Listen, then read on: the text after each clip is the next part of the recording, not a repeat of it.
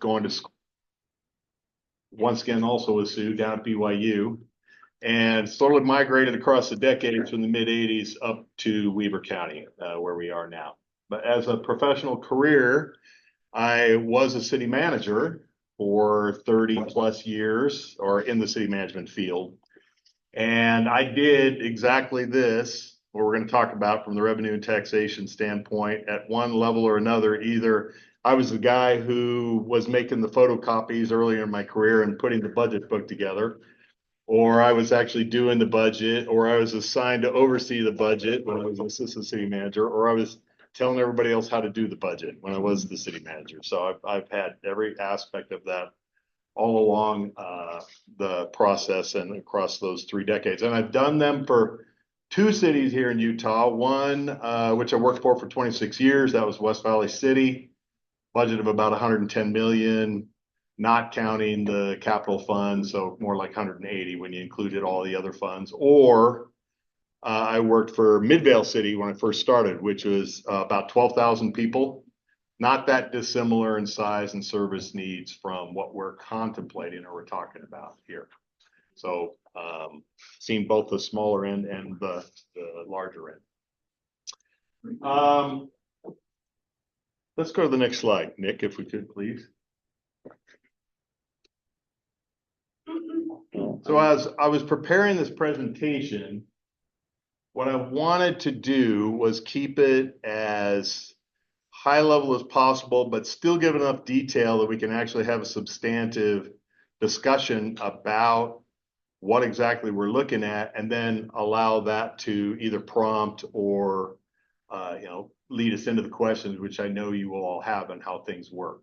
So going back to my old Army training, I'm going to tell you what we're going to do first, and then I'm going to do it, and then I'm going to summarize at the end. So bottom line preview, we'll do that on the next slide.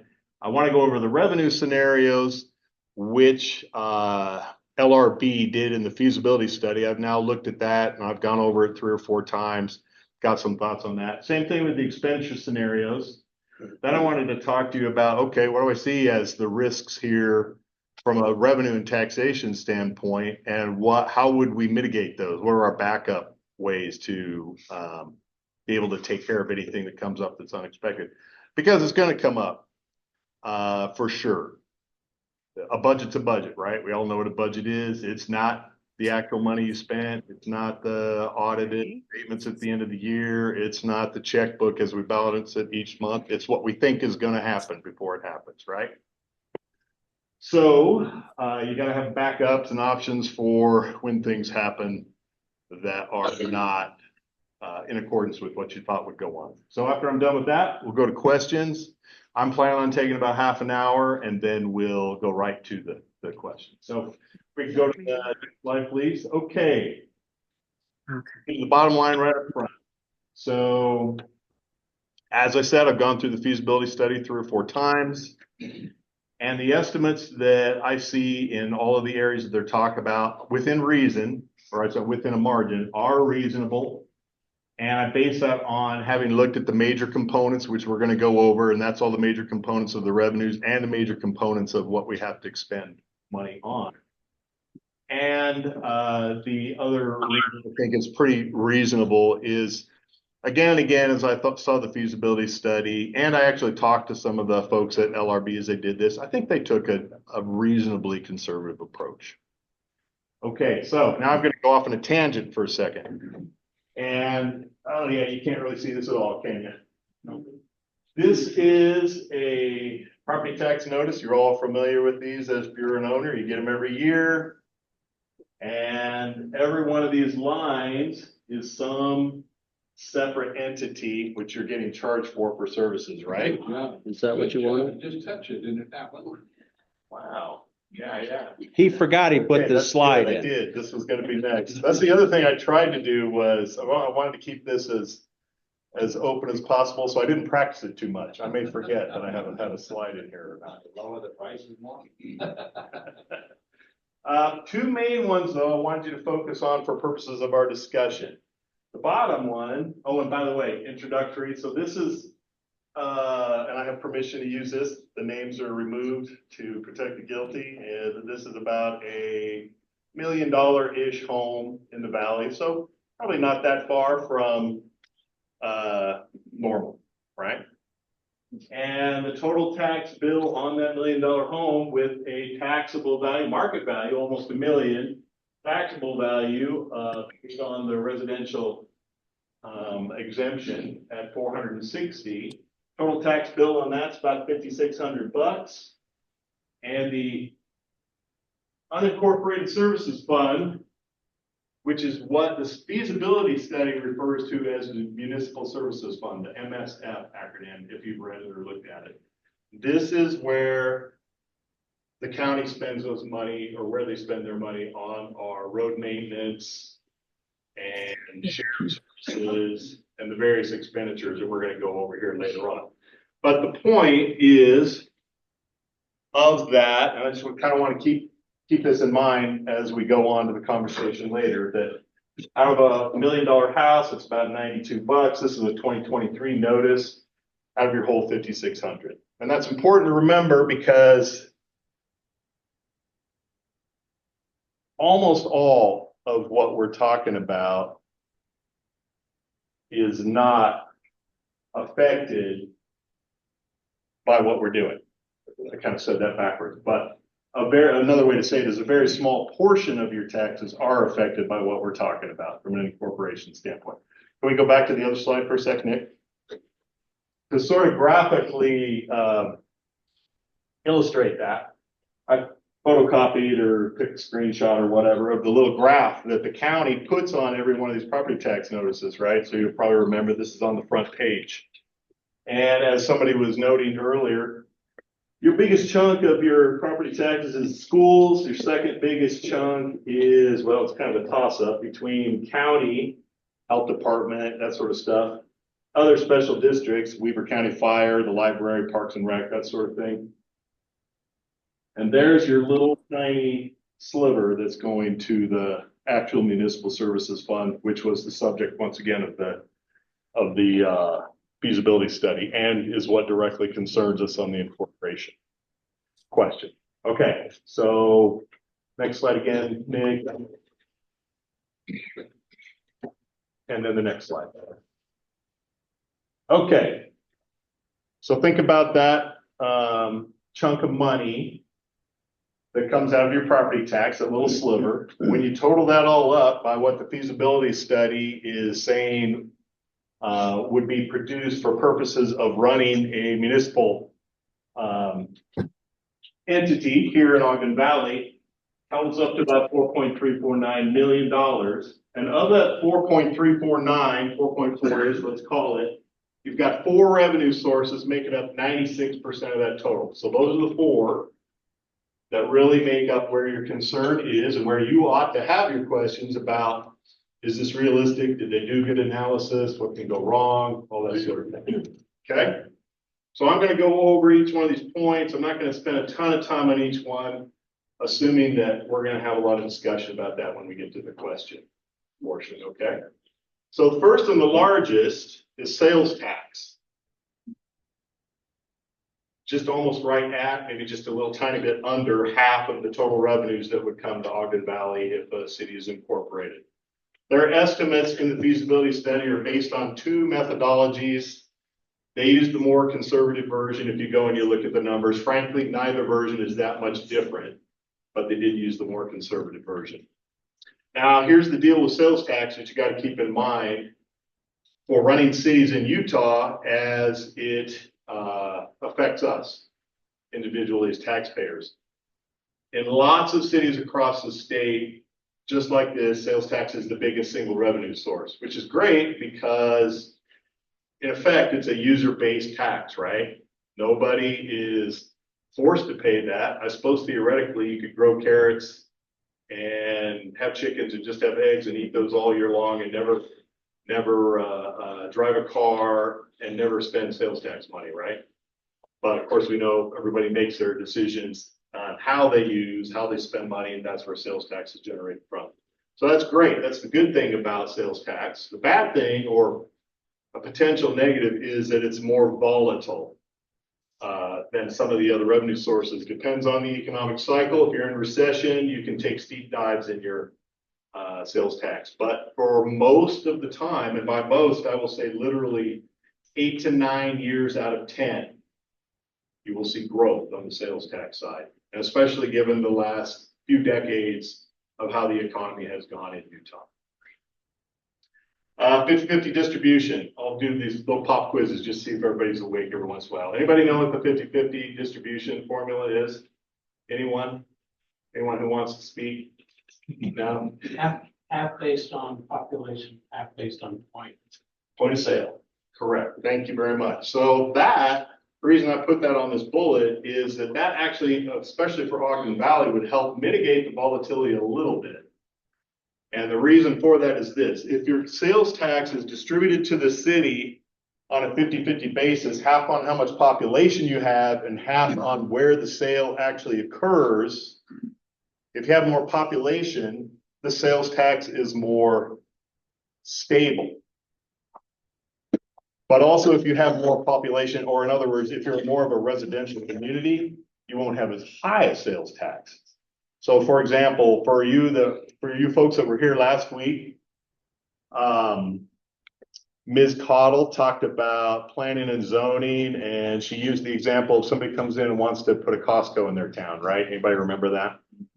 Well, the great thing about a Costco from a municipal standpoint is it generates tons, literally millions of dollars in sales tax just by itself, one entity. But the problem with that is if Costco ever decides to move from that location, you're out of that sales tax money. And the only thing you have to buffer that for you is the fact that you've got a 50-50 distribution on a population basis. And so therefore you wouldn't lose all of your sales tax, you just lose that particular entity. Is that clear, anybody? Oh, yeah, John, just because I know you first and then you, sir. Just clarify the 50-50. We didn't quite hear the response. Okay, sorry, I should have done that. Thank you, John. So 50% of your sales tax receipts are distributed to the municipality based on the population. So a weighted formula where the population of the community is counted. And the other 50% is based on where the actual sale occurred. So for example, we would, as a city, get sales tax for all the population that we have, the 7,500-ish people that would be in the population. And we would get sales tax based on what Maverick and Valley Market and a few other entities in the area would have. Thank you. That answer that question? Okay, thanks, John. Yes, sir. Is it the county level is where that calculation is made, or the state level? Great question. State level. State level. And that plays into a little bit the feasibility study analysis. I think they did a pretty good job. I think, again, that their approach was reasonable, but there is some information at a much finer detail level that we would be able to have if we were already a municipality that you can't have if you're not the municipality. And this is what I mean by that. The state calculates the sales tax and then it distributes it monthly to each of the communities.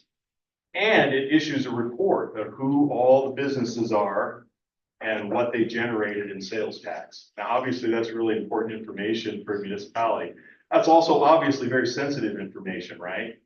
Like when I worked for West Valley, I had 6 different car dealerships. They would all love to know what the other car dealership was making. All they'd have to do is take sales tax receipt and multiply it by 100, basically.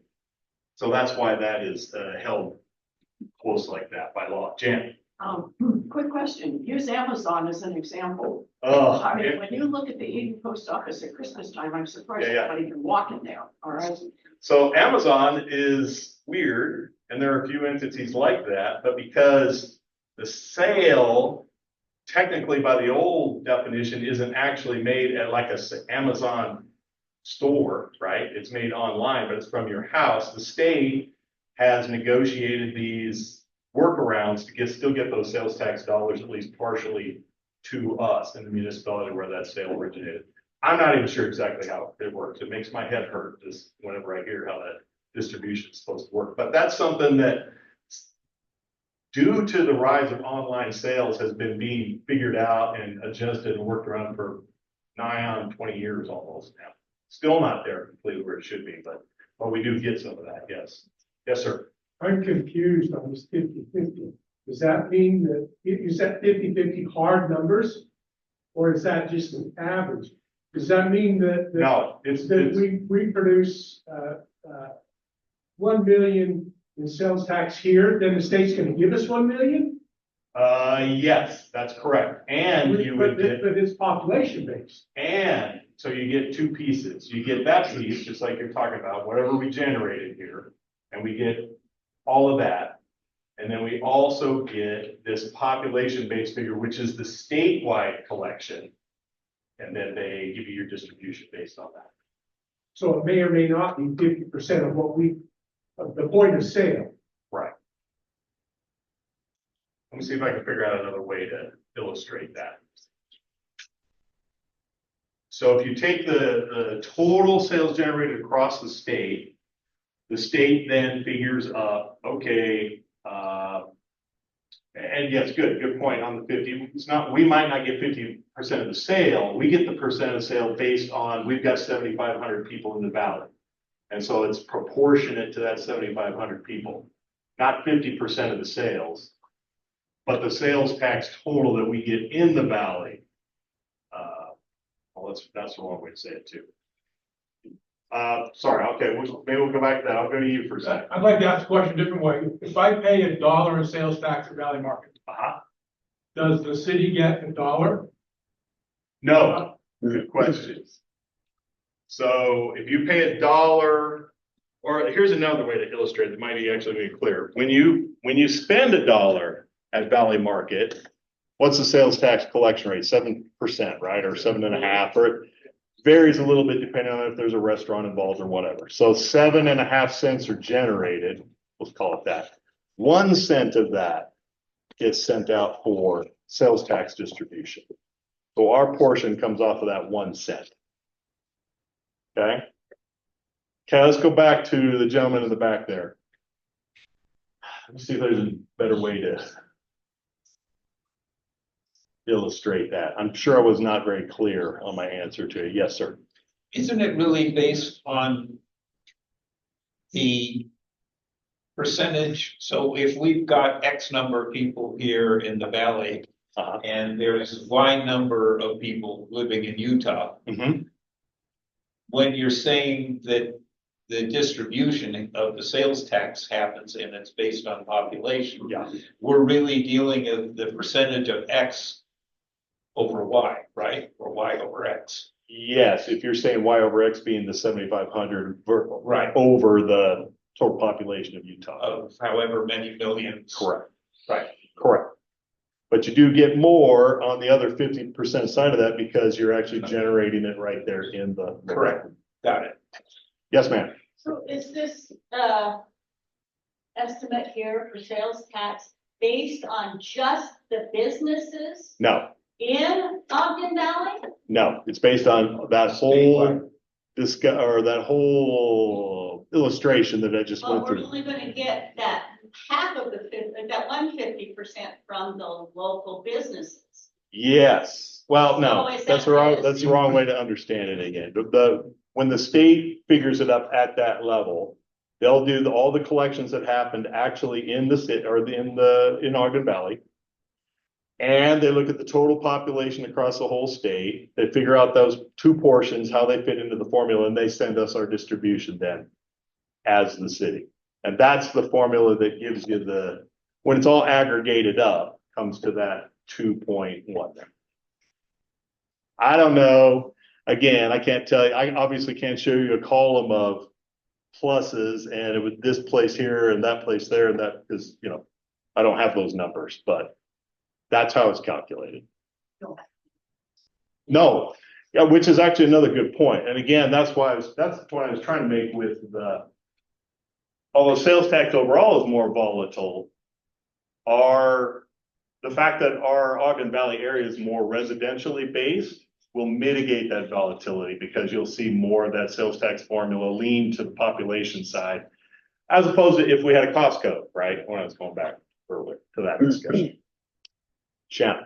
But it's good to note also, this is permanent residence. This wouldn't be for instance, if 50% of our homes were short-term rentals, that population, it's just permanent residents. The 7,000. Yes, that's right. Correct. I didn't hear that question. So Shannon was basically making the point that the population base is off of our 7,500 calculation as opposed to daytime traffic Which is or. full-time residents. Right, yes, yes. All right, well, I'm sure we'll talk more about that later on as we go. Building permits, okay. Before we go to building permits. Yes, Mark? So probably the largest tax collector of sales tax in the valley right now is the grocery store. Without having seen the numbers, I would say that's probably right. And he's sitting here in the audience, Oh, okay. trying to get a bigger store built. Mhm. And has that been easy? No. Where have you got? Planning commission, no. Yeah. He'd like to be helping us out, but he's having a hard time doing it. Just as a little extension onto that comment, traditionally in cities, grocery stores are one of the biggest tax generators. So you always want whoever the chain brand is or whoever the operator is, because it's usually a fairly high volume of sales and it's pretty consistent, right? Because everybody's got to buy food. Yes, ma'am. I know nothing about this, so I'm just wondering how is this working now?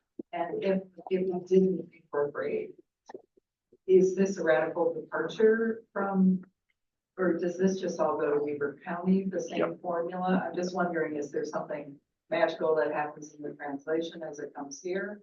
Or is it just the same application on a county level?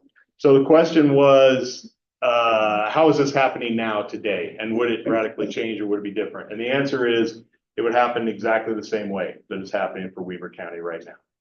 So if we knew exactly what that monthly report was, if we had access to that, you could put that number almost to the dime. You'd know exactly what it was going to be. But since we couldn't have that, we had to rely on the estimates from Salt Lake County as they gave them to the folks who put together the study. Mm-hmm. Okay, all right. Building permits. So based on a percentage fee allowed by state, it's fixed and collected in the municipality. So fixed meaning adopted by ordinance, and then collected in the municipality at the very desk or whoever it is you contract with to do your building permitting, and then it's receipted to the municipality. It's really pretty stable, except on construction cycles, and it gets a little more volatile. So again, maybe in sort of a recession style curve as you see across the state, 8-9 years out of 10, you're going to see increases. Maybe that 1 year where you have a recession, out of those 10, you might see a decrease. The feasibility study, I went and looked at it, and they actually have the data for how many permits from each year from 2019 through 2023, and then they projected up to 2028. I just picked these three to show you kind of where they came from. 151 permits, 2019, 164 in 24, and they project 184 in 2028. That seems like a pretty straight line growth, but if you go back and look at each number in the feasibility study, it really actually is based on a growth cycle, and then they took a little bit more of a conservative approach in the next 4 or 5 years out. So again, one other thing I'll talk about in the risk section, I'll just kind of preview it here, is that could also be affected depending on the development climate in the area, right? If you have a huge project, you're going to get more building permit money. If you don't have those kinds of projects, or if housing starts slow, then you might have fewer building permits. That makes sense? Yes, sir. Wayne, just a quick question. So 164 building permits in 2024, is that homes or is that all building permits? Say, for example, a barn, a shed, or this or that, or Great question. All of them. Everything. And I should say too, 2024 isn't done, so that's their estimated number. Or I guess I did say that on there, but yeah, it's all of them. Class C road funds, 703,000. That's actually going to be a pretty firm and straight number. It's based on a state calculation. It's distributed by the state, and it's really actually pretty stable across the years. It does get affected a little bit by gas sales because it's based on gas tax, but that's how that comes out. Quick question. Yes. So that is collected. Do they monitor where it comes from, or is that the state collects that in and divvies it out for population again, or how is that? It's state collected again. It's probably more akin to, if you thought about it in the sales tax method, it's almost more just based on population. It's not based on, where the gas stations are. And road miles. And road miles. Yeah, they have what's called a weighted road mile average. Yeah, which itself is a fairly complicated formula, but that's how they put it together, and it's the same across the whole state for everybody. Okay, property tax. So this is the one that ends up being the most controversial, not just in like an incorporation effort, but anytime in any city, when people are saying, okay, we've got property taxes, they're too high, they're not high enough, we want to pass a bond for a new school or whatever, this is always the question you have. The good thing about property tax is it's a very straightforward calculation based on the assessed and taxable value, just like you saw on the property tax notice.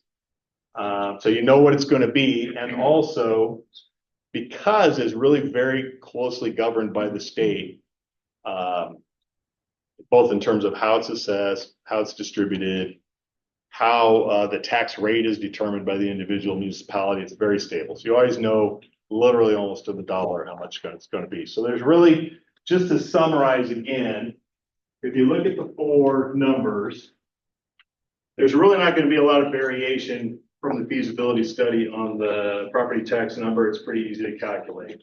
Pretty much the same thing on the Class C road funds.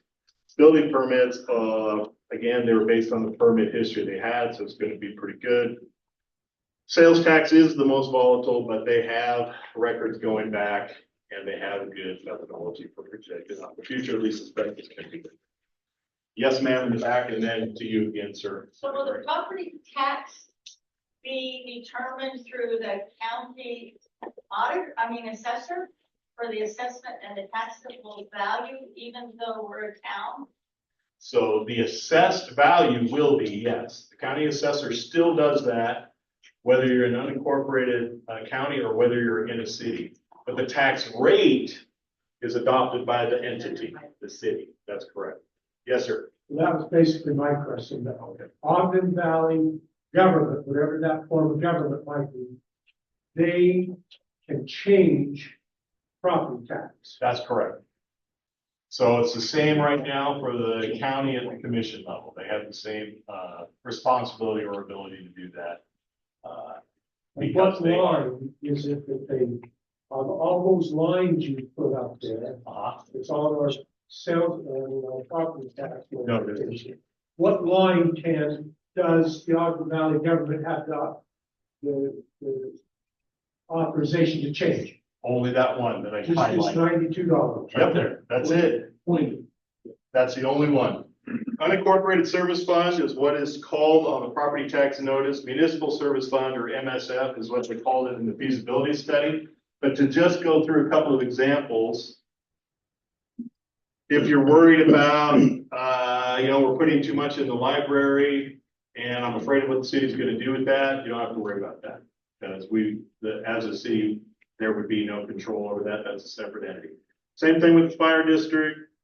Same thing with the mosquito abatement district. Make the point by going on through these individually. But it's worthwhile to maybe go home and take a look at the property tax notice, because I have heard some commentary out there that our taxes are going to go up. Who's going to pay for fire? Fire won't change at all. That $92 on the $1,000,000-ish house right now is the only thing that's affected by this. Yes, sir. So is it safe to say that unincorporated services fund line will go away? Yes. And then it will be replaced by a line item that says Ogden Valley City and have the appropriate mill rate and number associated with it? That's correct. That's That is what happens when an entity incorporates. For the two other towns you work for, what was the tax rate for those two towns? Sorry, what's that again? For the two other towns that you work for, what were their tax rates? It's a good question. West Valley's was much higher. Midvale so far back, I don't even remember. But to the point, it's a little harder to compare, or at least you have to be really careful that you're comparing apples to apples, because West Valley's rate, for example, included the fire district, what's in here. It would have included the fire GO bond, whatever that rate is. Let me see what else in here.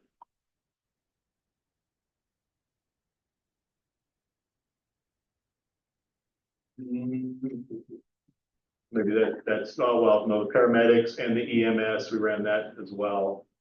So whereas West Valley's is actually a lot higher than what this one is, but it included a lot more services. Yes, sir. So if West Valley had control over the fire district, why wouldn't Ogden Valley have control over the fire district?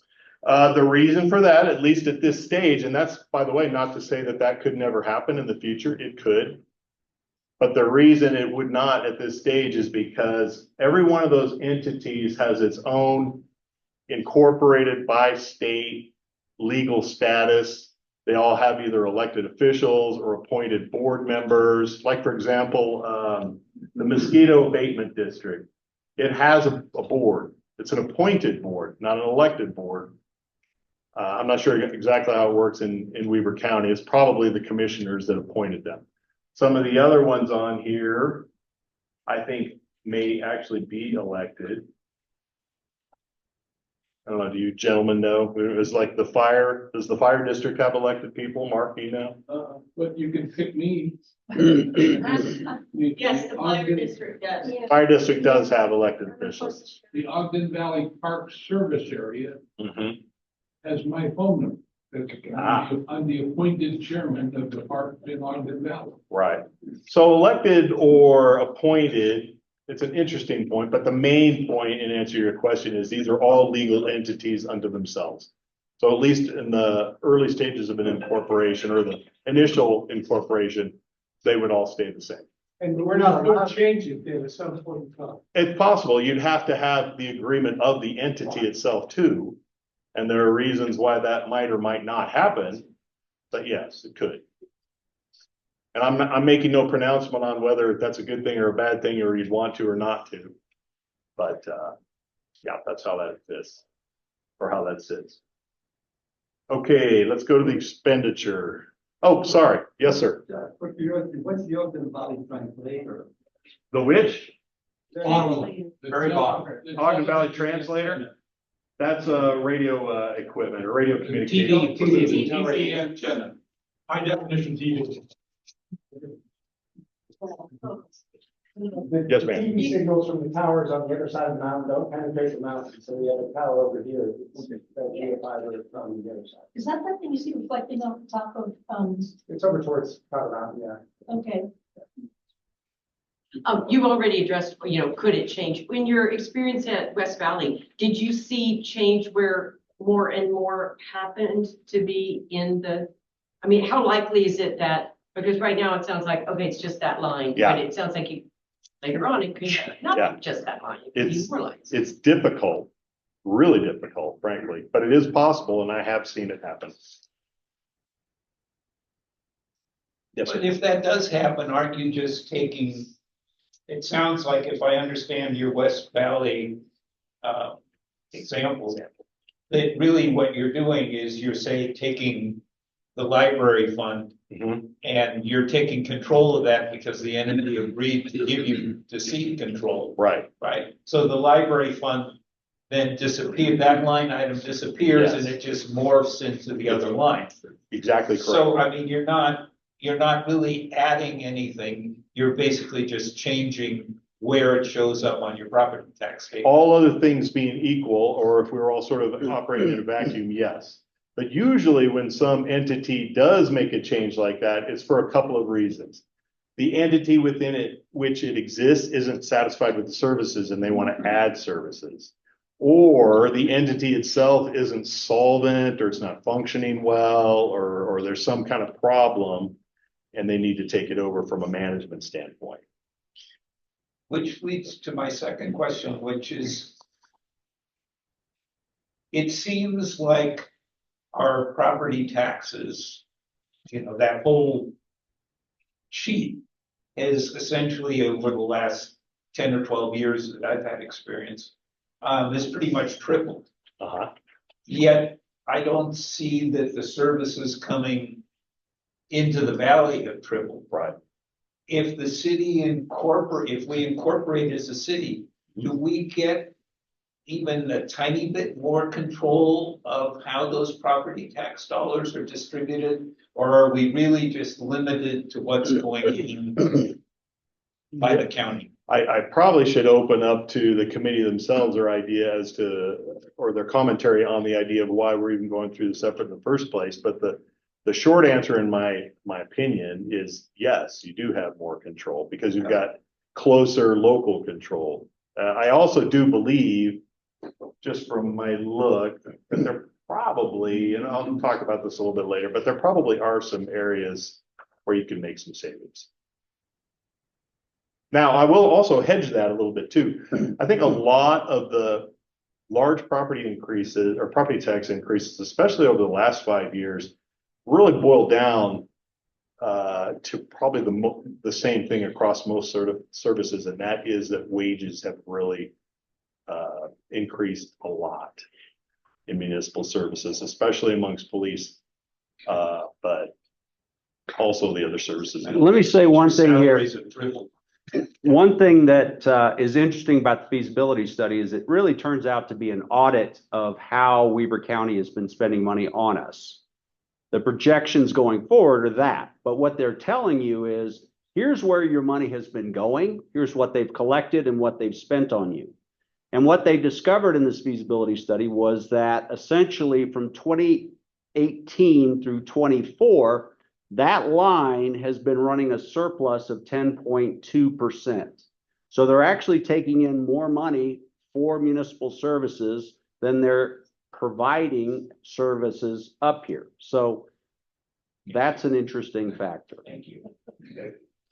Yes, ma'am. Oh, wait a minute. I almost forgot you, sir. You raised your. I can't speak to I that. see all these signs saying corporation equal more taxes. I'm not really clear on that. So far, we're talking about this line changes that goes to the city instead of the county and so forth. So I don't know the specifics, but do you know the concept of when you incorporate, you're going to pay more taxes? Well, I know there's a segment out there that opposes the incorporation effort that claims that there will be higher taxes. I don't really know the basis on why they're making that claim. Oh, okay. So it's not a structural. The sign makes it sound like if you incorporate, you're going to pay more taxes just because whatever, like you have to pay for this, and this. Right. But it's not based on a segment of your tax. It's like we talk about entities. It's just based on a thought or a calculation. It's based on a opinion or concern about how conditions might change. So just like a higher rate or a higher amount of basically all those lines. Yes. Modified. Well, and actually to that point, I ought to make that point. Just because this never changes and you incorporate doesn't mean your property tax bill won't go up from these other entities, right? We don't have any authority over that. I forget who's first, but I think it was the lady in the green. My question is, well, I know property taxes have gone up because values have increased. How much have property taxes gone up because the tax rate has gone up? Okay, to answer that question, I have to brief you on Utah statute, which is popularly known as Truth in Taxation, which was passed back about 30 years ago. And what Truth in Taxation law in the state of Utah says is you cannot collect more property tax on a New Year's budget except by two ways. One is by growth, meaning you had some new construction and some new actual valuation that was added to the aggregate. But that would not affect your tax rate or would not affect your personal tax bill, right? Because that's just new growth. So the other way, the tax rate or taxes, the dollar amount collected can increase is that the entity, whichever one it is on here, holds a hearing, declares their public intent to increase the tax rate and then collect that extra income. So those are the only two ways that happen. So your tax rate actually will change every single year. But if the entity that you live in that collects that property tax rate doesn't do anything, and let's say the economy grows or valuation grows, your tax rate will actually decrease because they're not allowed to collect more than the dollars that they were already collecting before. Does that make sense? There are some other complications to that too, but that's basically the idea. That's Yes, why line 2 up there from the levy, 22 to 23 went down, yes. because they had to adjust the mill levy. Yeah, that's a good point. Now, why on this particular bill we're collecting the $8? I don't know, different. Obviously, it's a minimal, de minimis sort of an amount. But yes, the point is that's correct. See how the rate here actually went down? That's why that would happen. Sir with the blue shirt. I just wanted to follow up with that gentleman's question. So if we incorporate and then whatever form that takes, and the city council listens to all of us, that rate at 9207 can go up, down, or That's correct. whatever we want. So if we want more coverage from the sheriff's department, we have to pay for it. It's liable to go up. Right. Right. Well, here's another way that could be affected. And sorry to be going through these hypotheticals. I'll try to keep them to a minimum. But let's say, like I was talking about earlier, police wages have gone up a ton in the last 5 years, right? And the sheriff or whoever we were contracting with came and said, hey, I have to charge you more for this amount. Are you going to raise your taxes, or are you going to cut services somewhere else? Or do you want to reduce your contract with me? There's a bunch of different ways to handle that question, right? Okay, yes, sir. Back on your slide with your sources of revenue, how much leeway do we have for taking a couple of those up and down? For example, isn't there a city option on sales tax? Yes, it's a resort tax, which Ogden Valley would be eligible for. Okay. It's not included in the feasibility study at all. I mentioned it at passing at the end, but And so that's the only leeway there. on sales tax, sales tax is pretty restricted by the state. Okay. They don't like it going up and down. Right. But if there's another method besides that, I'm forgetting it right now. There can't be, maybe there is maybe one more or something. I don't know. And then on the second line, which was Single line was Class C, or was it the? no, it was the permits. Yeah. So on the building permits, there's a certain fee charge. If that's not covering, for example, the cost of delivering that service. Yep. Can we raise that? Yes. Have you read the feasibility study? Yes. I was gonna say, because it said, yeah, you're kind of hitting on all these points. You're allowed under state statute to recapture the costs of your planning and zoning, your engineering. Can we make a profit? Can you make a profit within a reasonable amount that doesn't look like you're trying to make a profit? Yes. If you as a city kind of get out of control with your building permits, here's what happens. The developer goes to whoever their buddy is that's on the state legislature. They complain about it. They take a look at it. They come back and put more restrictions on the cities on how you can charge those fees. I can't remember who else was first. So I think you were, sir, and I'm gonna go. No, she was. Oh, okay, yes. I just wanted to add, so you said we can add a resort fee, but what about, can we also, up to now, we have a lot of problems with short-term rentals. And people who supposedly should be signed up as a license for that. Yeah. And then taking in those fees, that would be an additional stream of revenue, would it not? Yes, and there's two ways you probably could collect on that. One is as a business license fee. And the second is, I think that actually falls under that 1% tourist fee, I think. We didn't have that tax in West Valley, so I'm not exactly. But that's not in the feasibility study, correct? No, it's not included in the feasibility study. So that's your transient and tax, right? Yes, Week and about. Yeah. Overnight rentals or hotel. that was the phrase I was trying to Up to remember. 1%. And then rents. Yeah, I actually am gonna talk about a few of these at the end, and we can talk about them now, that's all right, but remember when I was talking about my risk backup sort of thing? That's one of the backups. I wanted to talk about what some of the other revenue streams you could possibly use. I still miss somebody. Yes, sir. Yeah, I'm just And curious. over here. Saw all of those entities, but so if we're gonna get a new, local government, there's gonna be facilities involved, offices, city council, mayor. Yeah, Where is the revenue coming to pay those people? I'll talk about that when we get to the expenditure side, but I'm coming up on that. Just to give you an explanation of how vast that number is. There's 4 city councilmen in Huntsville get paid how much? $1 a year. And they get a $4 check at the end of their 4 years. They get $100 a month. And they get expenses because you probably pay them for them. But that's what the numbers. And Weber County, Who determined that though? they do. Who is they? They, the people, Huntsville The town They residents, vote on it. right? Ogden Valley residents. And so that's one of the questions that's on the ballot this November.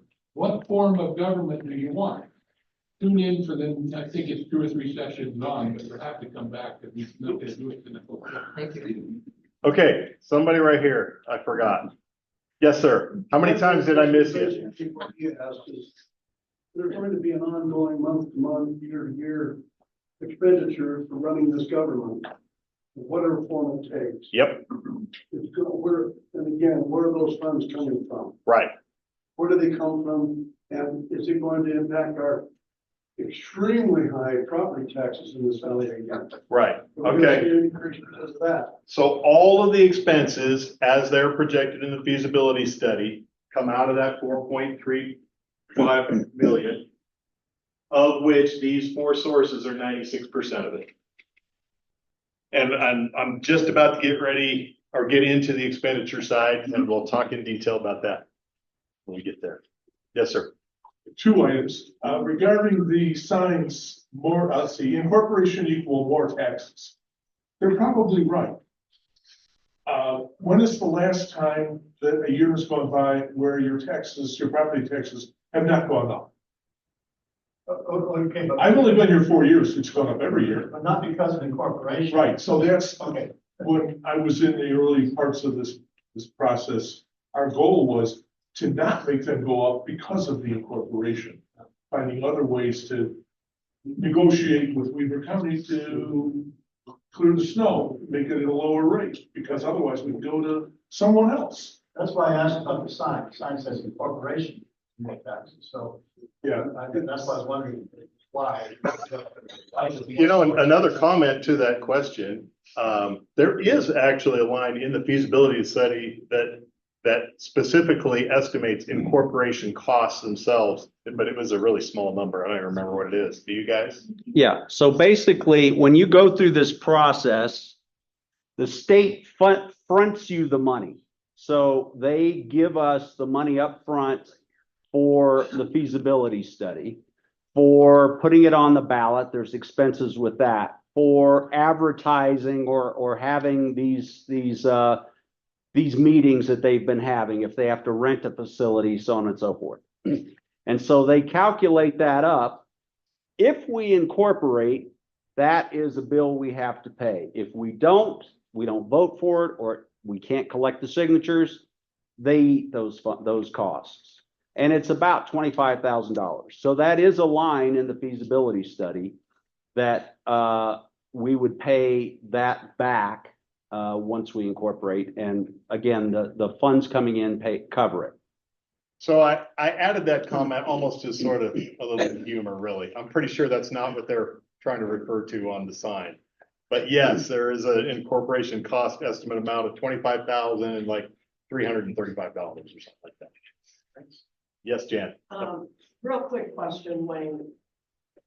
For Ogden Valley, for all the municipal services money that's collected every year, do we have any way of knowing if what they collect from us comes back to us for services?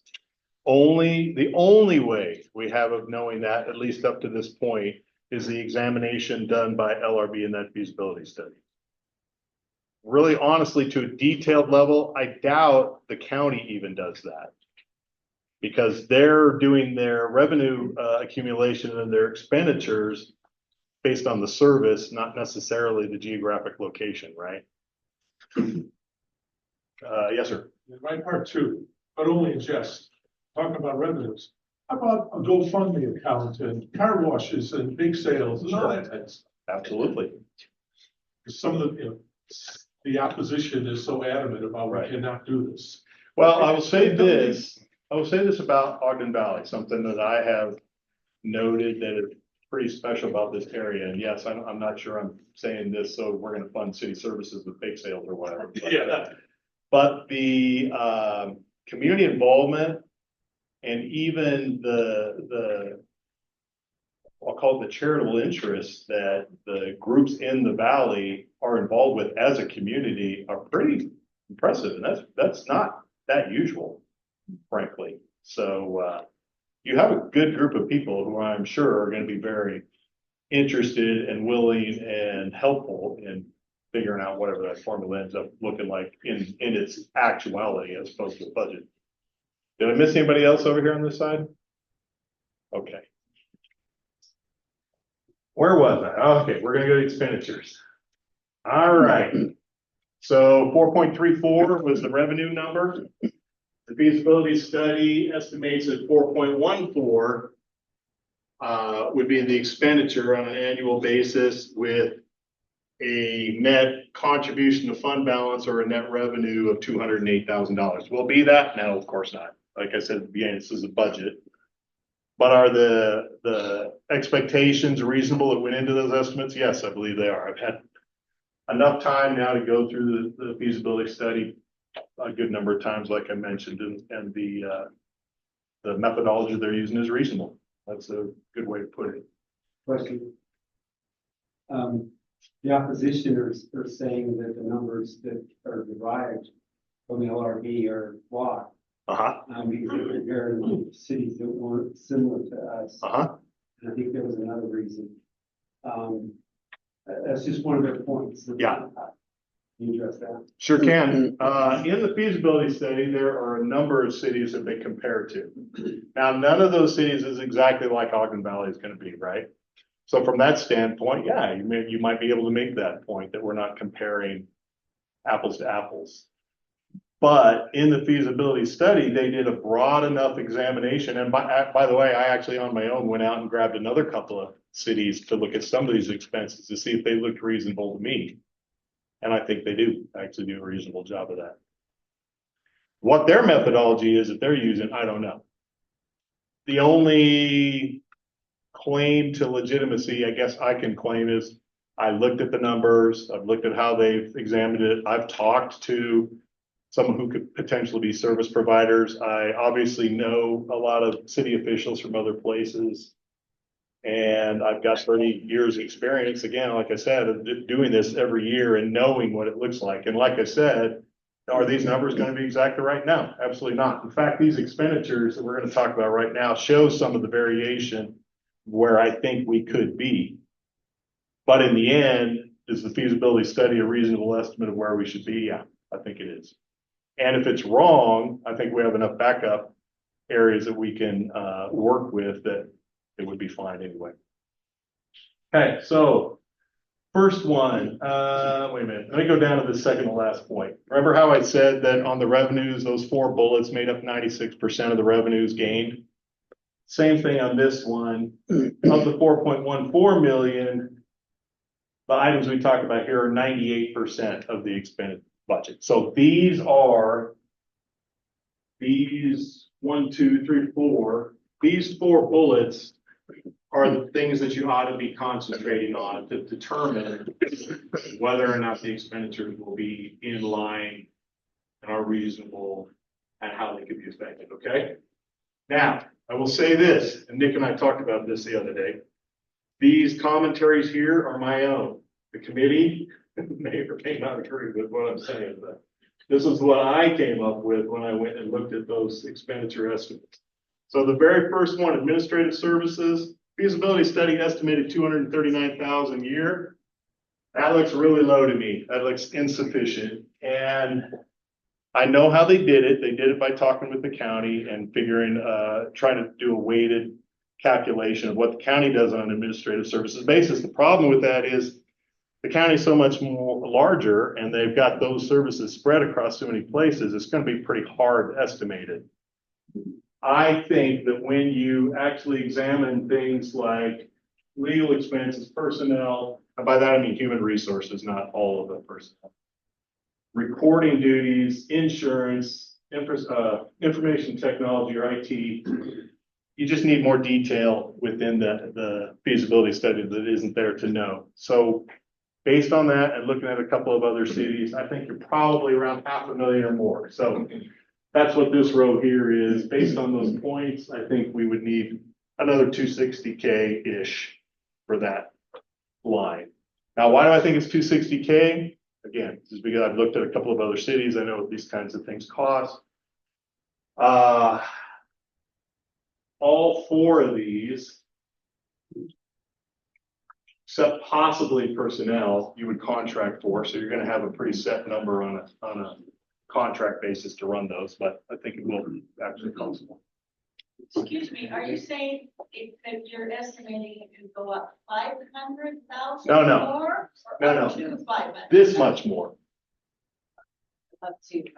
Yeah, this and this don't actually equal 500, right? But it's very close. That's what I meant. 260. All right, engineering, planning and zoning, building inspector, 1.26 million. That looks way too high to me. Based on looking at other cities, I think you're $500,000, a little bit more for that. Again, that's based on going and look at other cities' actual budgets. And whether or not you consider Ogden Valley the same as, say, 3 other cities on the other side of Weber County or a similar population but further south, when you're talking about engineering services, P&Z, building inspector, they're the same everywhere. So it's not going to be that much different than what other cities are paying for that. I came to that belief on my own, but I found digging further into the feasibility study that there is actual commentary to that effect by LRB themselves. They believe that that number was too high. So I took that 700-ish out of it for sort of a bottom line estimate. Does that include rewriting all your ordinances to adopt new ordinances? Or is that Yes. the administrative services? Yes. And that's, again, another one of those reasons why I think it should be more, because you're going to have a lot of upfront stuff that you got to do. You're not necessarily going to hire more people, but you might have more contracts. And I'm just kind of throwing that out there. That doesn't necessarily mean you are going to have a lot of that, because one of the things that if this incorporation vote passes, you will have a year where you'll have a certain amount of time to prepare for these kind of things, which would include going out and finding a draft municipal code, a draft insurance policy, a draft, whatever. Getting together a financial system, that sort of thing. Okay, police. Based on preliminary evaluation, that seems a little high. I'm saying that based on conversations that I'm not at liberty to divulge at this time, but that's where the 15% estimate comes from. I think it will be a little cheaper than that. It's not a huge amount different, but it's a little bit cheap. Road maintenance and snow removal. This seems to be, so far as I've heard around the valley as talking with people, this interestingly to me is the most controversial number in the whole world. Which, coming from West Valley and other places, more urban areas, that was really very interesting to me, but there it is. So went and looked at that, looked at the methodology that the feasibility study uses. I think they pretty conservatively estimated that. For example, if I remember the number correctly, they're estimating something like $8,000 a mile for snow removal for the year. And yes, we get a lot of snow. So even though that's a whole lot of money for snow removal on a per mile basis, I'm not going to argue with that. I'm just going to say it was conservatively estimated, and we probably should conservatively estimate that till we have some more experience. The other thing to keep in mind with that, again, just like a lot of these services, we're probably going to be contracting if this were to go forward with the county anyway, right? So those are the numbers they're using. So it's probably going to be somewhere in that neighborhood. Yes, ma'am. When you say conservatively, do you mean they estimated too much or they High. estimated too low? High, Okay, thank you. I think. Now, there's a wide range of what road maintenance means as well, in addition to snow removal. The way they did the feasibility study analysis, they actually divided that into two sections. One was specifically road maintenance and one was specifically snow removal. And interestingly, they're about equivalent as far as the 1.8 million makes up. Okay, then I just added that bullet on the end, just basically saying that contracting services is a not only are we going to inevitably have to do that anyway if this passes, because you just can't put all these services together at once, but that's another way to really define and restrict service costs anyway. So it's a good thing to keep in mind. When you add all those together, we could be $500,000 better just in savings from a I just want the newspaper headline. Rain Pyle says incorporation results in $500,000 savings. $588,000. Wait for that. That's that. Let's go shorter. Incorporation equals lower tax. Yeah. Now, of course, I could be completely wrong. So I've also in the backup, I've talked about a couple of things to mitigate for that too. Still billion. Thank you. Maybe I'll be moving out. Yes, sir. One of my biggest concerns is road maintenance. What we really don't know, I mean, you know, as a cyclist, I see a lot of these roads and they are in poor shape. So I'm a cyclist too. Do you ever ride around the lake on the road as opposed to the trail? Oh, on the trail, you bet. So I ride on the road. I'm just that much more insane than you are. And I've actually thought about putting a GoPro on my helmet just to go back and show them where, you know, the potholes actually in the line, and you've got to be in the lane of traffic to be out there. Point being that capital costs in terms of like replacing roads that might need to be completely rebuilt or bridges or that sort of thing are not included in the feasibility study or this. No, they don't have to do that. We still will be responsible for that at that point. But my rejoinder to that is really, frankly, as citizens of the county or as a city, we're responsible for it anyway. The question or the difference here is, are they approaching it in a responsible way, or are they delaying capital costs? We don't really have any way of knowing right now, unless we were to go out and contract and do a what's called a remaining surface life study on our roads. Has the county done that? I don't know. I haven't looked into that deeply enough. They probably have, but I haven't heard of it. Yes, sir. Yeah, that study was done and published last year, done by USU.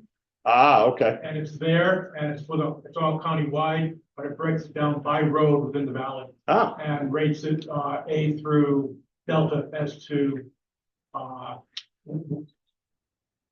they do it on a statewide basis. So that information is available. Good to know. I did not know that. Jan? Yes, and I did read that report from Utah State. But there was also a similar report that was done by Utah State that involved Ogden Valley and included some of the roads. What's interesting is you have somebody telling the county you need to do something and they haven't taken any action. Right. Okay. Right. And the kids at Utah State usually do a pretty good job because it's part of their master's program, you know, to do this. But if this is not the only study they've done other studies, not necessarily on roads, but I've not known the county to take any action on it. Yeah. Yes, sir. I'm sorry, just going back to would that be possibly a reason that we're paying now for road maintenance, right? Mm-hmm. And so the roads are fixed to a certain level. a nice little stretch there, about 300 yards on mid-February. That's for that farm. So, so if as a corporate town, we say, we want to fix those roads, then that would cost more. Well. If the valley, as a group of citizens, then decided they did want a higher level of road maintenance, then yeah, I mean, you would be paying for We had that. a flyer for some meeting tomorrow night, they said that was one of the big things, it's like, you can't afford road maintenance, they're basically saying your road maintenance is gonna be terrible because. Yeah, Whatever. Because but do they back that up with any, yeah, here's the numbers, here's what it'll cost, here's your way It's to, just a mailer, so Yeah. it's just a bullet point, yeah. okay. Yes, ma'am. So the 1.8 for road maintenance and snow removal, 700,000 of that is from the Class C roads? That's right. Okay. So there's a possibility, I mean, Class C roads, you said is gonna stay pretty level? Yeah, I mean, it's by level, I mean stable. It grows along with the gas tax and the general economy, sort of like sales tax. Yes, sir. A lot of what we're talking about is relative. Yep. If you think the roads here are in bad shape, you've never driven in Illinois. The property taxes here are outrageous. We've never had property in Illinois. Our property tax was incredible compared to here. Yeah, speaking of the relativity thing and the roads, because I have been thinking about this a lot, and it is a concern. You never know what the entity you're being handed off from has done for maintenance, right? It's like going out and buying a used car. But the thing you do know is now you will have the control and the choice and the ability to decide how that is done and how much you want to spend on that. Yes, sir. Be their incentives during the year of preparation to do anything. Oh, that's a good question. We're just gonna continue to foster that relationship with them and count on being the honorable people that we know that they are. In addition, they do actually have an incentive to maintain those, just like the sheriff does, Public Works does as well. Some of the other entities that we might be contracting with, they're gonna want to get that contract as opposed to us going somewhere else for it. So they do have a incentive on their side to keep things together. I think all the work they have if they don't do anything. Yeah. So one of the other sources of revenue that's referenced in the feasibility study, but isn't monetized because they don't know what it is impact fees. So one of the things that other counties tend to do pretty diligently is when a developer wants to come in and do some development, if there's a road that leads to the development, a bridge that leads to the development, so on and so forth, the new traffic that's going to go over that surface will have require that surface be improved, and that is factored into the cost of doing business for that developer. They are, there's an impact fee being now. They can't cover everything, and there are other ways that you can collect money for things impact fee wise that are for areas that don't lead up to their resort or whatever. But there's a bucket of money, typically, or in other communities is can be collected that our county doesn't seem to be very aggressive about.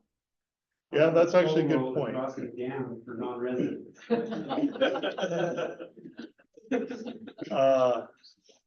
On the impact fee point, School impact fees. it's very strictly controlled and accounted for, but yes, that would be another source that you can use. Let's see here. Okay, let's go to the next slide, Nick. Okay. 588, remember, you heard it here. All right, risks and backup. So just like any project manager ought to do, or anybody who's owning a business, or anybody who's running a house, you gotta be thinking about things that could happen and how you're gonna take care of them if they do, right? So as I thought about the revenue and the expenditure side, these are the two biggest risks that I think we would need to watch. Sales tax is the biggest single revenue source, and it's the most volatile. We know it's mitigated a little bit by the 50-50 split, so that helps. But we just need to be aware of that and need to be cognizant of it and planning for it. If and should the city incorporate. Second one is building permitting. That number, the 900, if I remember right, 900,000 some odd. It's a pretty big number for a small entity. It's backed up by the numbers in terms of the permits, so that's fine, that's there. But it's a big number in terms of the overall revenue, and it can be affected by the building and economic cycles and by the development philosophy in the valley. So again, not a reason not to do it, it's just a risk you gotta be aware of and should be watching for as we're going forward. Yes, sir. Are those fees dictated by the state or are they open? The sales tax, Well, absolutely by the state. Yeah. The fees are within reason determined by the city. Yes, ma'am. Does the state of Utah allow for optional sales tax? Did the city pass an optional 1 cent? No. Lots of places do. I think Illinois does. I'm on the official tax site, and there's columns for the taxes, and the state tax is 4.85. LS, which is local sales and use taxes, normally 1% across the board. Yeah. So yes, it appears localities do this, but everyone charges the max of 1%, because I've seen no one in the chart that doesn't charge the 1% local sales. Right. What I meant by that is you can't do above and beyond that, other than the transient room or the resort that I remember. Okay, so those are probably the two biggest risks. Then there are other risks we talked about, but like unassessed capital needs, that sort of thing. That's not a factor in the feasibility study. That's not really something we have any way to address right now, again, other than to just keep in mind. Okay, next slide. Oh, sorry. Yes. I just had a question about the building permits. I'm relatively new in the valley, but there appears to be natural resource constraints, water, et cetera. Would that potentially have a dampening effect on the issuance of building permits For sure. to developers? Yeah. From like a percentage standpoint or how much of a total, I have no idea. But you can't make a profit on it anyway. Right. If all you're doing is recovering your costs. Oh, I see. So if they go down, we spend less, we collect less. Now, there's a mitigating factor the other way too. The state statute allows you to recover your costs for those very services, right? So you could increase your fees even though you have fewer permits and have to. Developers won't like that either, which might put you in even more of a decrease, but you can't do it theoretically. Yes, sir. How is Salt Lake City able to put a sports and entertainment district and raise a 0.5% sales tax? Is that what we need to do in I don't know how they did that. I watch Salt Lake a lot, and usually what I watch them do is pass these really large bond issues, which they would get public support to do.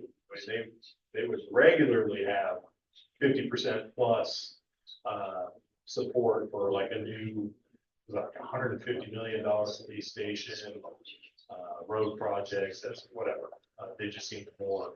Isn't that what they're doing down there right now? But on the sales tax thing, I don't have any idea.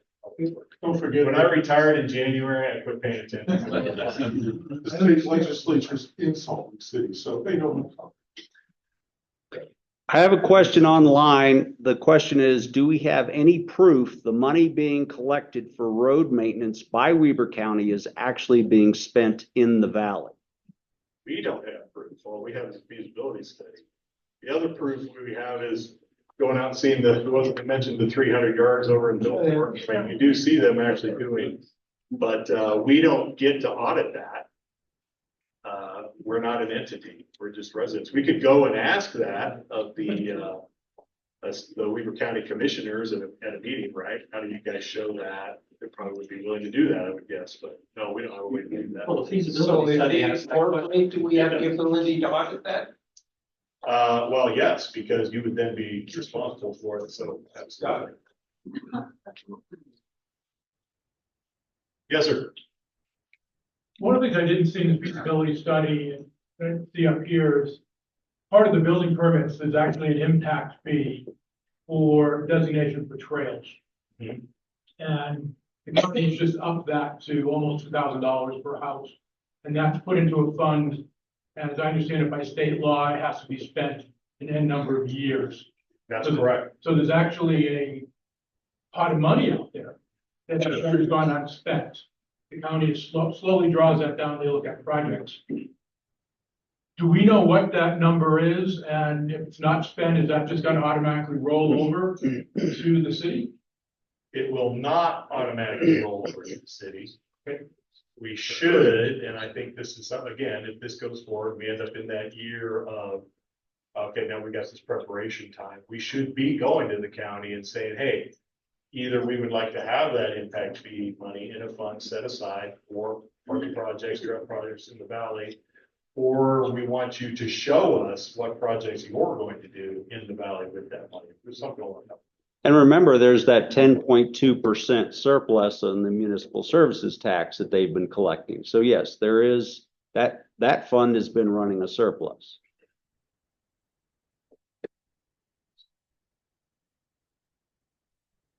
Okay, backups. I was wondering where that 2 came from. I didn't remember that being on my slide. So I showed you the which now will be mythical 588, legendary, maybe the word I should use instead of mythical, right? It'll be in the headline tomorrow.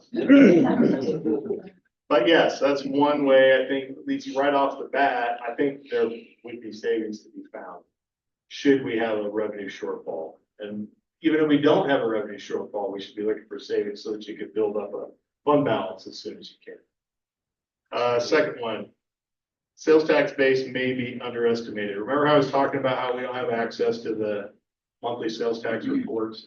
In my conversations with various people, they have said they took a fairly conservative estimate on the sales tax numbers because they didn't have those exact numbers and they felt like there might be more out there. It was kind of on the table that way. I have no way to substantiate that. Well, actually, there's 2 tables in the report. They actually show the numbers that they received from the county saying, here's what your sales taxes would be based on our estimates, being the county. And that's when they came back and said, well, we don't know where you got those numbers. We can't substantiate it. So we're going to use a lower number. So Weber County has come out themselves and said, your sales taxes are actually better than the ones they've used in the study. So thanks, Nick. So when I was talking about those 2 methodologies that they used and they picked the more conservative one, that's what Nick's talking Do you know if they included sales tax for out-of-state purchases that come in through deliveries? Well, that's kind of this Amazon issue that's a very bizarre, you need the secret decoder ring to understand how that's done. I don't know. Yeah. And for a while, I don't know if they're still doing this, but they were actually, the state was actually negotiating with the individual online retailer as to what their fee that they're going to pay, what their sales tax portion they're going to pay was. So it is, it really takes right on that. Okay, third backup. So even a 100% property tax increase, let's say we're so far wrong on this that we had to have 100% property tax increase on the unincorporated the municipal services fund portion in order to cover some shortfall. That's $100 annually. So in the context of everything you're looking at, if you were, and again, I'm not saying we need to do this, we should do this. All I'm really trying to do is establish boundaries of risk and where context is there, right? So if we did, which I'm not going to ask Nick to do, but if we went back to the property tax notice again, and you did literally 100% property tax increase, you're still only another $9,200 a year. So just to understand that correctly, that is all that that's all we have control over, because all the other ones are districts that already are out of our purview. That Right. We have no control over. Right. Okay. So I threw that number on there, not because I think that would happen, not because I think we're that wrong, but just to show you how, Worst case scenario? yeah, well, it's kind of a worst case scenario, and it's just kind of a show you that even the worst case scenario isn't really much. I mean, I've heard the comment a number of times here tonight that we've seen, and I know I've seen $100, $200 more than that the last few years. And One more thing on property tax. What, if you look at their projections on property tax, as we've said, our property tax has gone up every year. The assessment of your property has gone up every year, sometimes pretty staggeringly. What LRB does was they held the current value of our homes flat for the next 5 years. And there's a number of reasons they would have done that. For one thing, they have no idea what the assessments will continue to be. So the growth that they're encountering for property tax is simply by new developments, not by your houses getting assessed more and therefore collecting more property tax than they do today. So that's another kind of point where they were pretty conservative. They said, the value of your home is going to stay flat for the next 5 years. And whatever is being collected that has covered their bills, right, is due to new development growth. hey, last backup, and we have talked about this a little bit already, but these other revenue sources that aren't contemplated in the feasibility study, or at least aren't measured, that you would have the opportunity to come back and look at. Let's see, transient room tax, we talked about that. Franchise fees through utilities, we didn't talk about that. You guys, some of you may know this, some of you looked into this really pretty deeply. The county, or any county in Utah, by Utah state law, is not allowed to charge a franchise fee on your utilities. So that's natural gas, electricity. Whereas cities are, and you can charge up to 6% on those bills to go back to the city if you want to. Most cities do that. You don't have to do it at 6%. You can do it at 0. You can do it at 1, 2, 3, or 4, or whatever. But again, that's another source that the city and all of us would be paying. It is extra. Let me be clear on that. But that would be another source. It's not available now. Grants through lobbying, I wanted to talk about a little bit. There are tons of different ways to get money for capital projects. One of the big concerns that we're talking about. We were very successful with this at West Valley. Frankly, we spent a pretty good amount of money on lobbying, but it was multiplied many times over in terms of dollars that we got for especially transportation projects. So like bridge, new roads, or road replacement, that sort of thing. Well worth the effort. And I have somebody in one of the lecture series that's talking about external relations, government. I'm hoping to have this particular person here so we can talk about ways that can work for us too. So that's it. That's obviously I didn't make my half hour. We had a whole hour there. But the next slide is questions. Yes, ma'am. I've been waiting for a question from you all night. Are the grants state or federal? Both. Let me talk a little bit about it.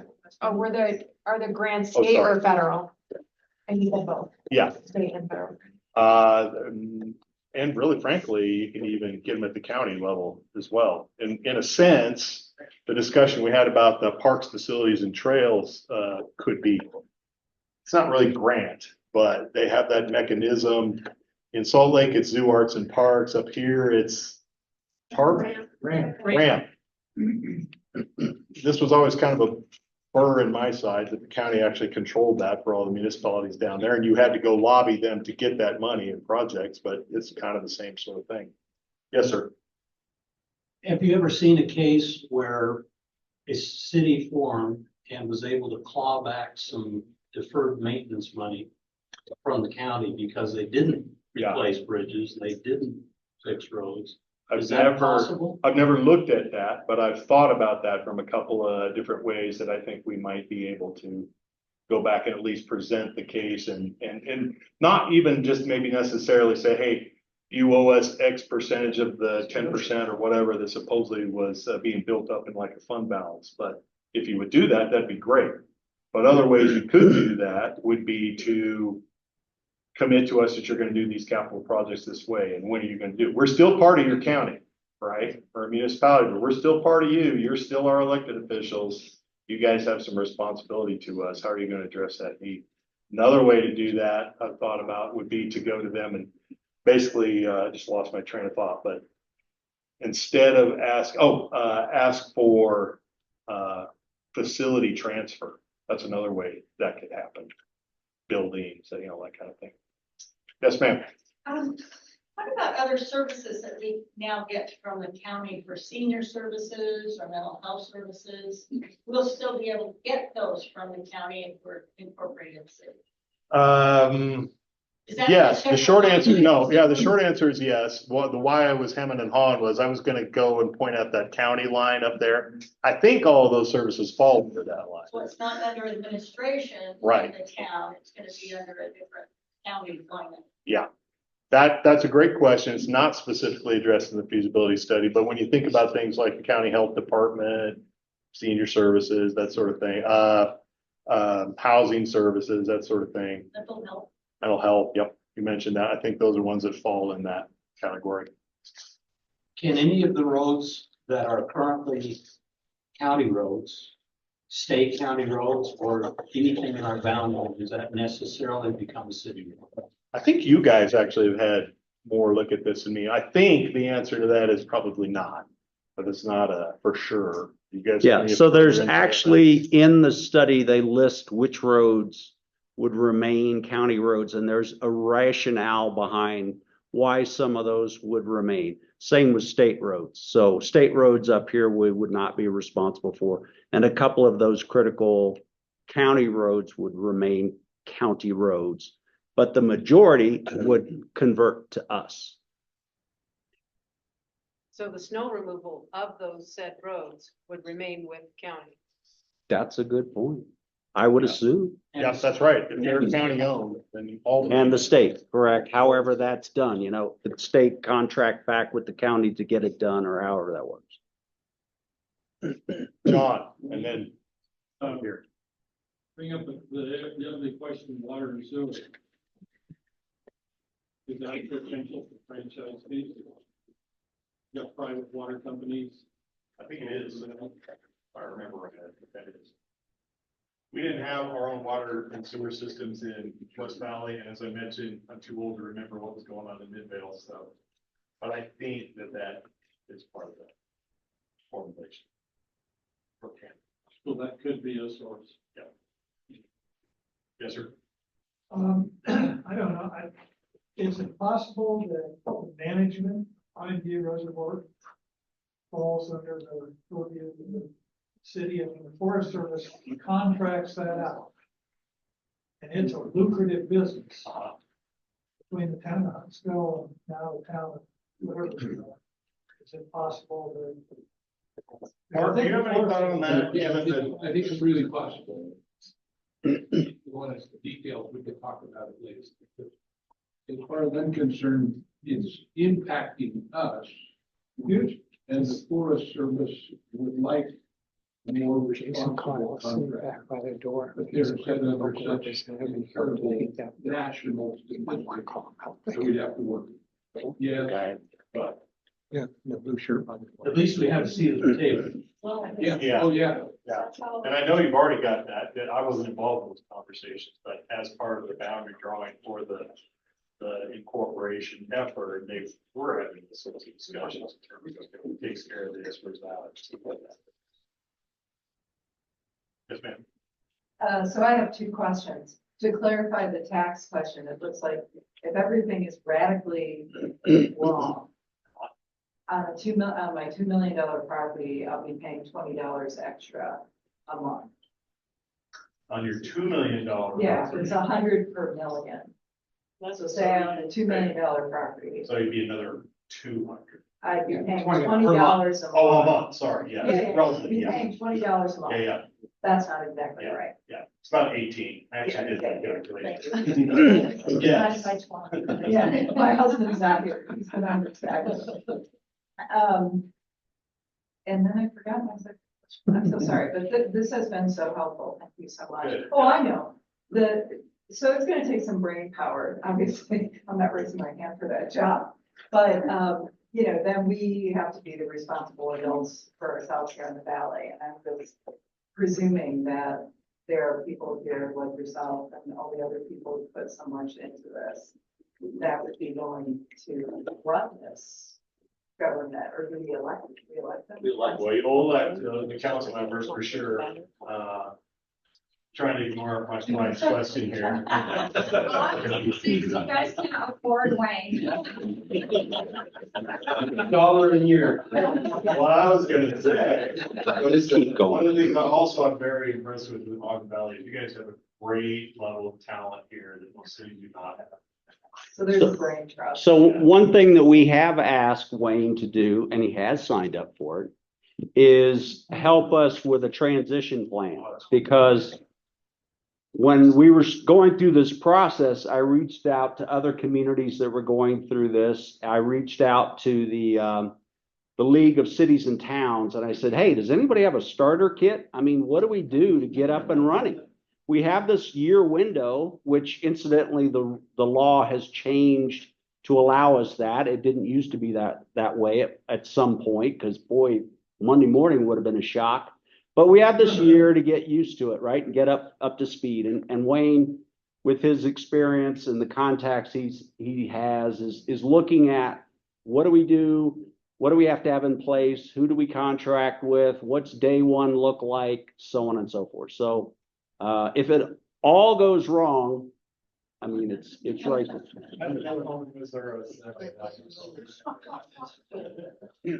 I think there were still some questions over here.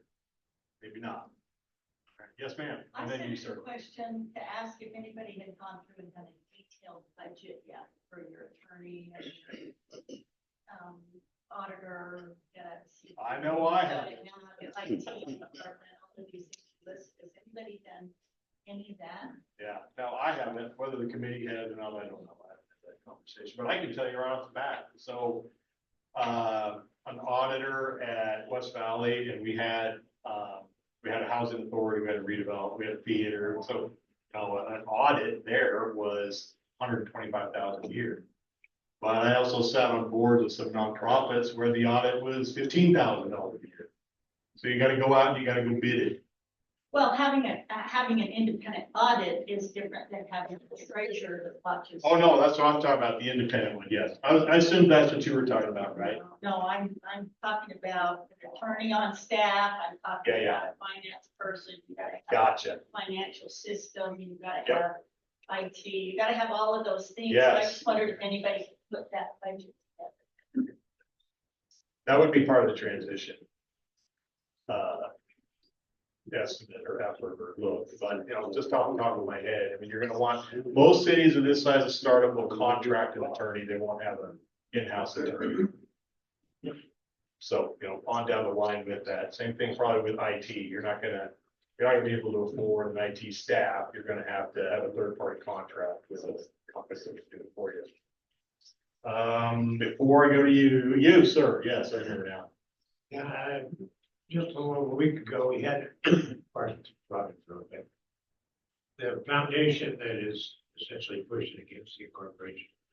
Prior presentation, they had a study that they briefed and stuff, but it's pretty broad level and mostly a bunch of handed offers in there as opposed to, solid information.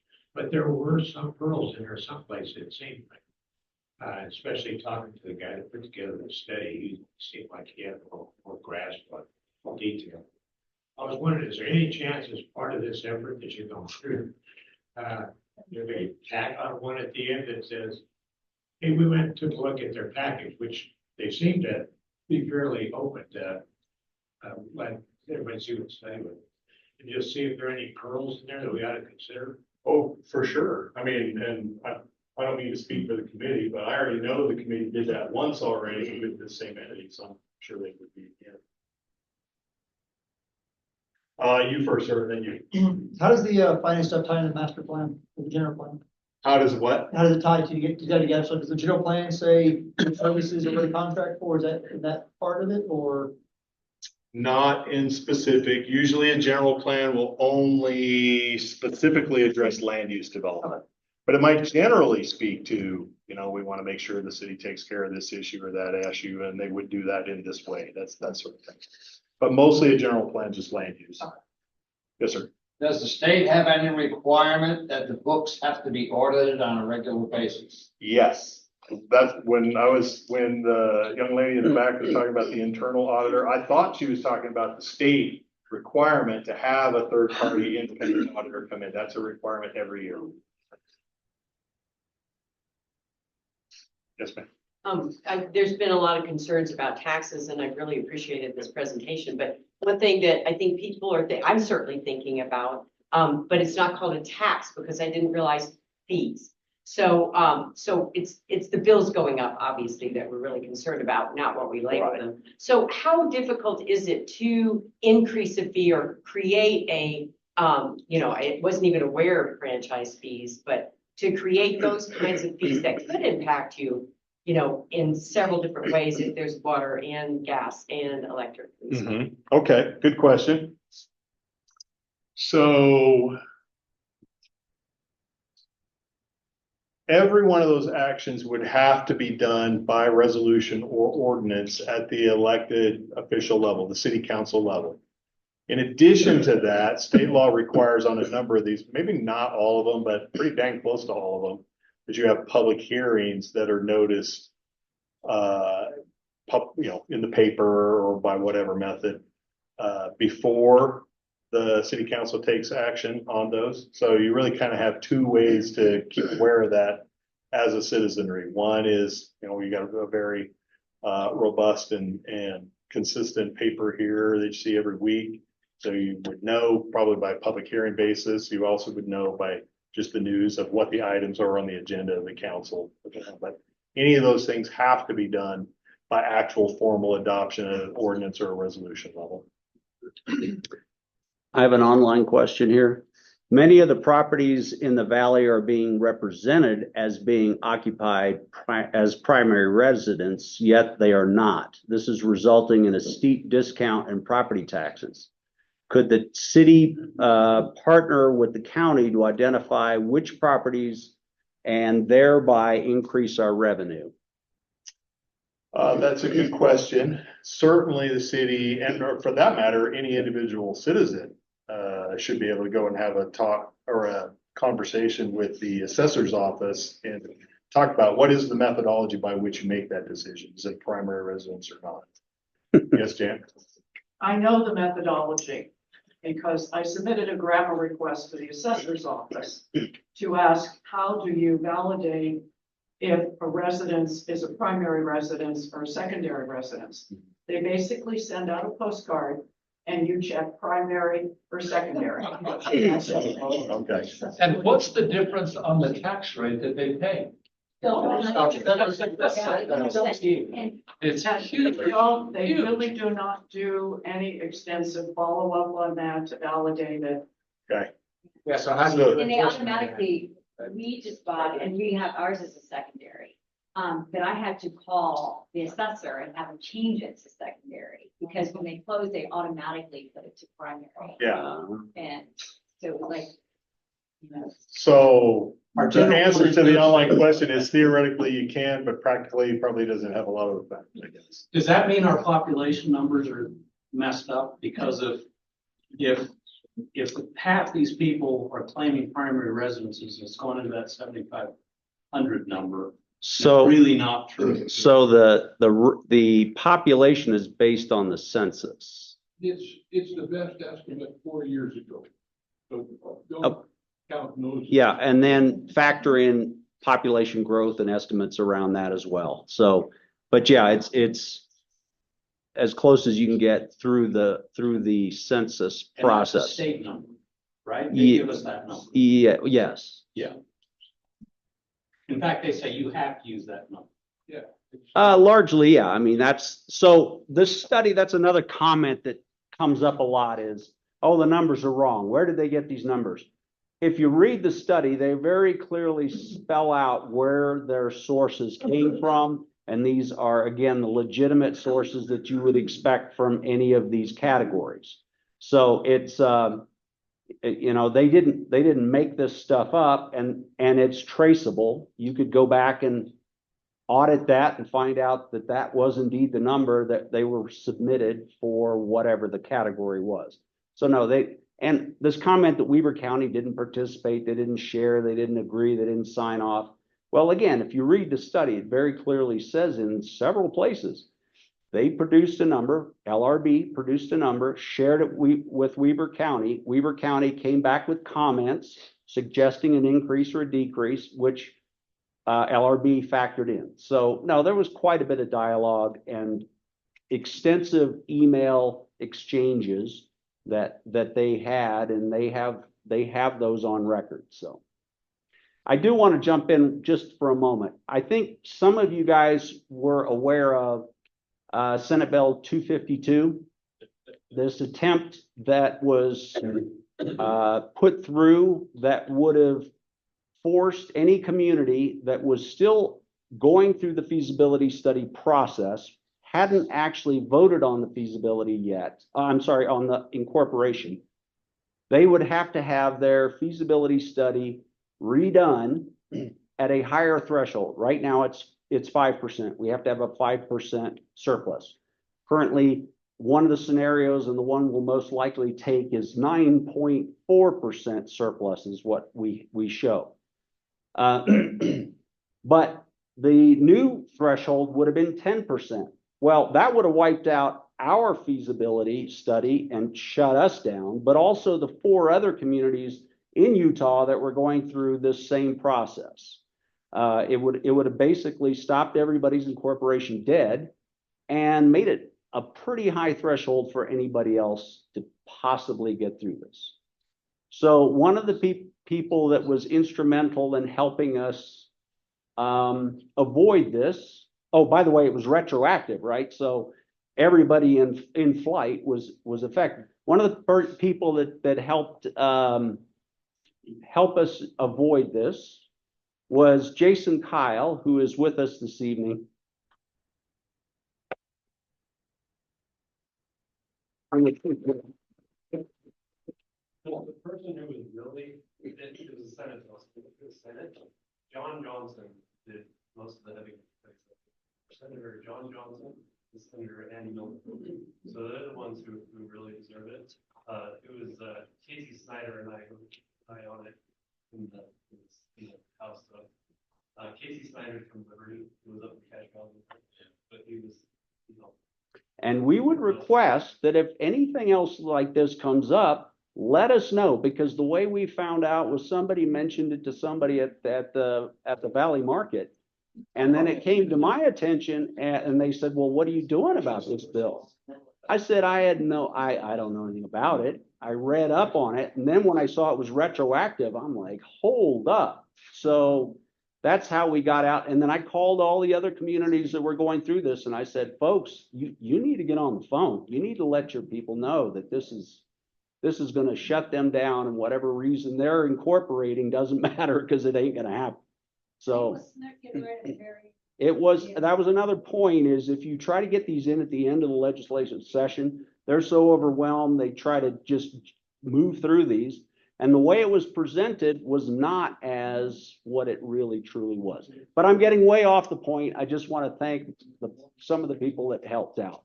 Yes. Just quick, thank you so much. I mean, Casey Snyder, you know, longtime Valley resident, now he's up in Logan. Excellent job, excellent. Can I just ask a question? Who was trying to push that through? Who was trying to put that through so that this whole kibosh would be placed on the opportunity of taking and becoming incorporated? So Senator McKay, and who was pushing Senator McKay? Yes, we have no proof of any of this. Who was pushing him Yes. down there from our county and developers that were really trying to get this? We have no proof of any of this. However, in the videotaped excerpt of this bill coming up, it was presented as a inflation a concern about inflation, the cost of things going up so much due to COVID and the inflation factors. And therefore, the senator really wanted to be very sure that communities that go through incorporation will really be able to pay for themselves. It wasn't until senators started to object to the retroactive component of it did he admit, no, actually, it's because there's a developer that's being brought into an incorporation that they don't want to be part of. So it had nothing to do with inflation. He didn't say who that developer was or where it came from, but that's what was really driving it. Wouldn't it be interesting to come up with their names from the county? Well, I think it would be interesting to see that these heads, 2 or 3 nights ago, I had a conversation, very grassroots, and I was just listening. And this person said, you know what? They put up these signs about higher taxes. And I see people getting somewhat fearful of that. But the thing that I am against is this. If county leaders are so against us incorporating and developers are so against us incorporating, I don't care what else is going on, I am for it. And I thought, wow, what a comment. If the county leaders and developers are so against this going through, you know, you say you're going to raise my taxes. For 35 years, my taxes have gone up. It's tripled in the last 10 years. So with that, don't try to scare me that way. But if these on this side are against it, well, and 2 of the commissioners, actually, they should not be providing any comments on a political event or a political activity that affects them. But 2 of them have commented that they are concerned that this is not going to be financially viable and it's not a good idea. And in my opinion is, if we're such a disaster, why aren't they glad to get rid of us? Exactly. One last thing, Wayne, wouldn't it be wonderful to meet at Snowcrest, fill it full again with some 500, 800, however many people we had over there at our first meeting, and say this is going to be a very friendly, contentious-free debate. And we're going to have a monitor, and they're going to pose questions. Not trying to put you out on the chopping block, but somebody like you, and then answer the questions, and then we have an opportunity to hear from the opposing side and be able to have an opportunity to answer and debate back and forth as to why or why not this should go forth. I think we would get a huge amount of Valley residents that are being persuaded the other direction because of fear when they really see the. I second that motion. Hopefully our newspaper can publish the truth. Jan? Yes, I would just like to say something. I maintain a very large email distribution list for the Valley. Okay, and when Senate Bill 252 came up, well, we blasted out all the cell phone numbers of the House of Representatives as well as their email addresses. And we put it in a format so people could just copy and paste. The bill did pass the Senate. And then I think there were 2 days left in the legislative session, and it went to the House of Representatives. It never came up for a vote in the House. I got feedback from several representatives, not necessarily from our area, but actually from the other side of the mountain. They never had so much public feedback on any bill before. Their email boxes were full. Their voicemail boxes were full. Their texts were full. They didn't understand what the issues were, but they knew something wasn't right. It never came up for a vote. And we owe our Valley a thank you. They really pulled together. It was really outstanding. Question, and this is for you, Mr. Pyle. Is it possible with that SB 252 in the minutes or the paperwork that's gone through with the legislative session that there is some, that Dan McKay, we would know, we have paperwork that would show who those people were that drafted that or who was behind that? Yeah, so our legislative website is actually really good. You go to SB 252 from that session, You can go through and you'll see who drafted it from the LRDC and from the Legislative General Council. And then you can also see who sponsored it. You can see video of who spoke to it in committee and who spoke to it on the floor. So it did pass the Senate, but it was amended to pull out all the retroactive language before it passed out of the Senate. Senator Miller, who was our Senate whip, and our Senator John Johnson, who was a really good senator for us. They listened to everybody here, and there was no way that was going to pass through the Senate without seeing that pulled out. And then when it came to the House side, so it's really interesting. Usually a bill for it to pass has to have a committee in the, Senate bill has a Senate committee, and then it goes to the Senate floor, then it goes to a House committee, and the House floor. But in the last 3 days, they suspended the rules, and their bills are coming really fast. And this was one of those that did not have a House committee. And they sometimes hold that as a strategy that some legislators do, so that they can just get it to the floor without the committee. And that's what happened on this, but luckily for us, our House whip is Representative Snyder, and he decides which bills come to the floor from the Senate. And he didn't put that bill onto the House floor, so 5 minutes left in the session. So it was the next bill up, but we never even voted on it. But I was watching it the whole time because you can run an amendment. If you get it on the floor, they can always run an amendment and put all that language back. So I did hear it from all my colleagues. They're like, what's going on in your neck of the woods, right? And so I was watching it like the hawk the whole time just to make sure, like, okay, is that going to come up? What were they going to try and do? I had amendments drafted just in case it came up so that I could amend it on the floor if another one or a substitute came up. So it was something that we were watching the whole time. And so I'm personally not taking a stance on for or against appropriation, but I see my role is making sure that there's a fair and transparent process and being oversight for the executive branch. So just to make sure it goes through well, and that's what I believe is the part. Thank you. What's the likelihood of having what Cord suggested, panel a question and answer? What's the likelihood of that? Because it went quiet.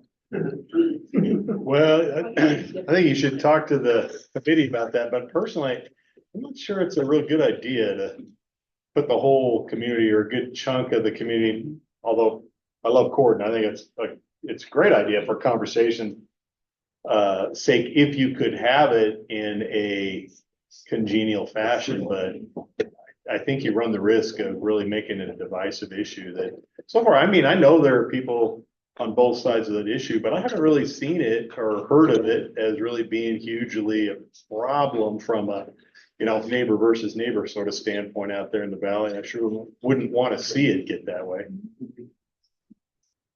Just that sign that they have out is pretty effective on people's psyche. Is it? I mean, I don't know. Yes, I have a lot of fear. Is it? Taxes are going to go up. I don't want it.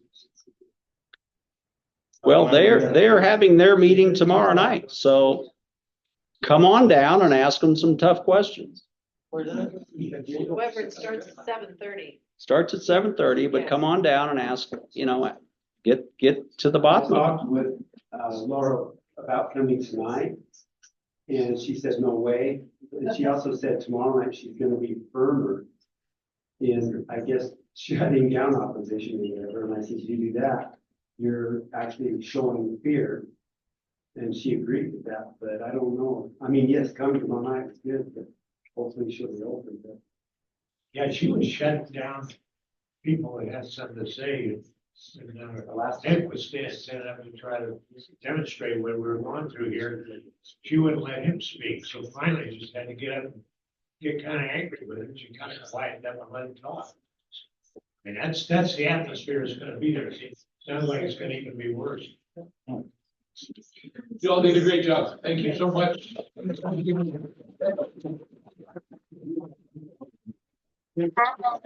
Oh, gracious.